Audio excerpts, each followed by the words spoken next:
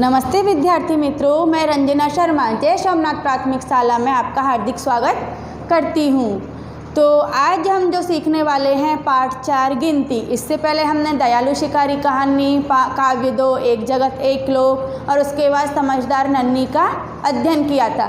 लेकिन अब हमारा पाठ 4 गिनती आता है, तो उसमें हमें यह जानना है कि व्यावहारिक जीवन में हमें गिनती सीखने की ज़रूरत क्यों पड़ती है। तो मित्रों, जब हमको गिनती नहीं आएगी तो हम कुछ भी नहीं सीख सकते। तो जैसे कि हमें अगर हिंदी में कुछ पढ़ना है तो उसके लिए सबसे पहले हमें स्वर और व्यंजन दोनों को सीखना ज़रूरी होता है। अगर हमें स्वर और व्यंजन नहीं आते हैं तो हम कोई भी किताब या फिर कुछ किसी का जो न्यूज़पेपर है, समाचार पत्र, वो भी नहीं पढ़ सकते हैं। तो इसके लिए हमें जो बेसिक होता है वो सीखना ज़रूरी होता है। ठीक है, तो हमें गिनती सीखना ज़रूरी है। गिनती सीखने में जैसे जोड़, बाकी, गुणा, भाग, तो ये हम कर पाएंगे। जैसे गिनती सीखे उसके बाद में पहाड़े सीखे, तो उसी तरीके से हिंदी में स्वर व्यंजन फिर बारह खड़ी।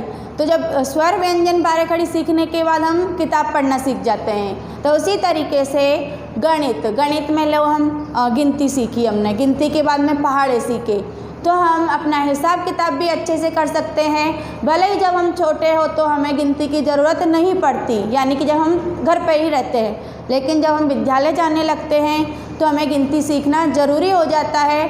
जैसे कि हमें बाहर गए कुछ खाने की इच्छा हुई, तो हमें जैसे कि 10 रुपये मिले हैं, तो 10 रुपये में से हमने 5 रुपये के कुरकुरे लिए, तो 5 रुपये हमें वापस लेने हैं, वो हमें नहीं पता। अगर दुकानदार अंकल ने गलती से कम दे दिए या ज़्यादा दे दिए तो हमें परेशानी हो जाती है।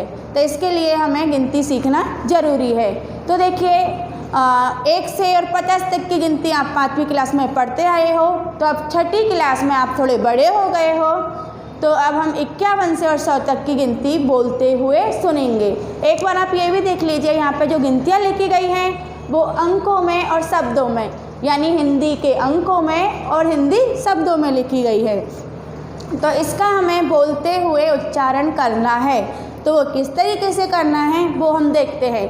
जैसे कि 51, 52, 53, 54, 55, 56, 57, 58, 59, 60, 61, 62, 63, 64, 65, 66, 67, 68, 69, 70, 71, 72, 73, 74, 75, 76, 77, 78, 79, 80, 81, 82, 83, 84, 85, 86, 87, 88, 89, 90, 91, 92, 93, 94, 95, 96, 97, 98, 99, 100।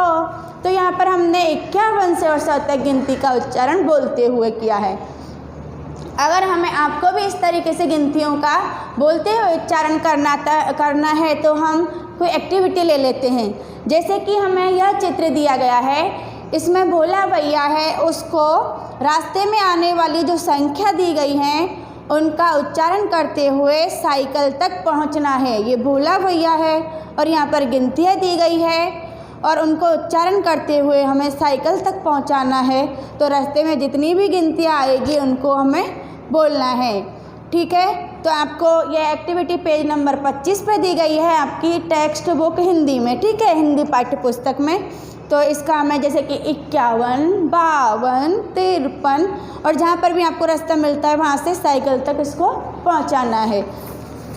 अब आगे की जो एक्टिविटी है वो हम देखते हैं। यहाँ पर एक चिड़िया का चित्र दिया गया है। जैसे कि यहाँ पे गुजराती पेपर आता है झगमग, उसमें एक आता है टपका जोड़ो। ठीक है, तो उसमें हमको टपका जोड़ना होता है। कभी किसी व्यक्ति का चित्र बनता है, कभी किसी प्राणी या पक्षी का।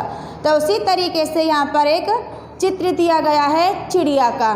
तो एक डाल बनाई गई हैं, उसमें कुछ पत्तियां हैं और उसमें इस तरीके से शब्दों में आपको गिनतियां लिखी गई है, जैसे 55, 56, 57। तो जब आप इन बिंदुओं को जोड़ेंगे तो एक मस्त सुंदर चित्र चिड़िया का इसमें आपको दिखाई देगा। तो इस तरीके से हमारे जो बोलने गिनती की जो प्रैक्टिस है वो हो जाएगी और हमारी गिनती भी हमें कंठस्थ हो जाएगी। फिर आगे की जो एक्टिविटी है, तो हमें ये खेल तो आप सभी लोगों को बहुत अच्छा लगता है, सांप सीढ़ी। तो देखिए यहाँ में एक पासा होता है जिसमें नंबर 1 2 3 4 5 6 यानी डाइस, तो जिसको हम फेंकते हैं तो एक पर, यानी यहाँ पहले तो होम में से निकलेगी हमारी जो गोटी है, एक ही गोटी से ये खेला जाता है। फिर होम के बाद में यानी एक इसी में लिखा है तो होम से थोड़ा बाहर निकाला, फिर 2 3 4। अब ये गिनतियाँ भले ही हमें इंग्लिश में दी गई हैं लेकिन हमें बोलना किसमें है, हिंदी में। तो इस तरीके से जब आप इस खेल को खेलोगे तो बहुत मज़ा आएगा। जैसे कि आपकी जो गोटी है 2 पे आई तो सीढ़ी चढ़ गई, 21 यानी 21 पर आपकी पहुंच गई। लेकिन अगर आपकी जो गोटी है वो 60 पे पहुंचेगी तो उसको सांप काट लेता है, वापस वह 19 नंबर पे आ जाती है। अगर आपकी गोटी 100 नंबर पर पहुंचती है तो आप विजयी बनते हो और आपको बहुत खुशी होती है। तो इस तरीके से एक्टिविटी हमको इसमें दी गई है। अब ये चिन्ह हमें दिखाए गए हैं तो इन चिन्हों को हमें समझना है। कई बार आपने देखा होगा कि पी करके इस तरीके से एक लाइन पाड़ी होती है, तो उसका मतलब आपको पता है, उसका मतलब होता है कि नो पार्किंग। तो इसी तरीके से हमें ये जो चित्र दिए गए हैं इन चिन्हों को हमें पहचानना है। पहला जो चित्र है बम्प, यानी इस तरीके से काला करके इस तरीके से होता है। कई बार हम जब व्हीकल से लेकर रोड पर निकलते हैं तो बम्प आता है तो पहले से ही सूचना मिल जाती है आगे बम्प है। तो उसी तरीके से जब हमें कहीं बाहर जाना होता है तो एक माइल स्टोन, जिसका दूसरा नाम अंतरदर्शक भी है। तो जैसे कि हम डाकोर जा रहे हैं तो रास्ते में एक माइल स्टोन आया, उस पर लिखा है डाकोर अभी 50 किलोमीटर दूर है। तो हमको उससे विचार आ जाता है, एक आइडिया मिल जाता है कि जो डाकोर जी है वो अभी 50 किलोमीटर दूर है। फिर इस तरीके से रेलवे फाटक पर आपने यह चित्र देखा होगा कि रेलवे फाटक पर इस तरीके से एक चित्र होता है और जहाँ खतरा होता है वहाँ पर इस तरीके से एक रेड निशान होता है। जैसे कि ट्रेन के पीछे आपने देखा होगा इस तरीके से चित्र बना होता है। और इलेक्ट्रिक का जो बोर्ड होता है ना, जिसको डीपी या डिपो कुछ ऐसा बोलते हैं, उस पर भी इस तरीके का निशान होता है, खतरा, यानी कि उसको हमें छूना नहीं है। जहाँ पर इलेक्ट्रिसिटी का बहुत बड़ा मीटर या फिर बहुत वायर होते हैं वहाँ पर भी यह निशान लगा होता है। ठीक है, तो इसके आधार पर आपको, अब हमारा जो चैप्टर था गिनती, तो इसके आधार पर आपको गृह कार्य क्या करना है। जैसे कि आपको बताया गया है अंकों में लिख दिया और डैश कर दिया, तो आपको शब्दों में उसको लिखना है। ऊपर आपको सूचना लिखी होगी कि अंकों में लिखा गया है, उसको शब्दों में लिखे, तो आपको शब्दों में लिखना है। शब्दों में दिया गया है तो अंकों में लिखना है और सही जोड़ मिलाइए। तो शब्दों में लिखा होगा, अंकों में लिखा होगा, लेकिन उल्टा सीधा लिखा होगा, तो उसको हमें जोड़े मिलाना है। ठीक है, और सामने जवाब भी हमको सही से लिखना है, क्योंकि अब आप बड़े हो गए हो तो आपको लिटी नहीं पढ़नी है, जवाब में लिखना है। ठीक है, और वो और जवाब, तो जवाब में उसका सही आंसर आपको लिख देना है।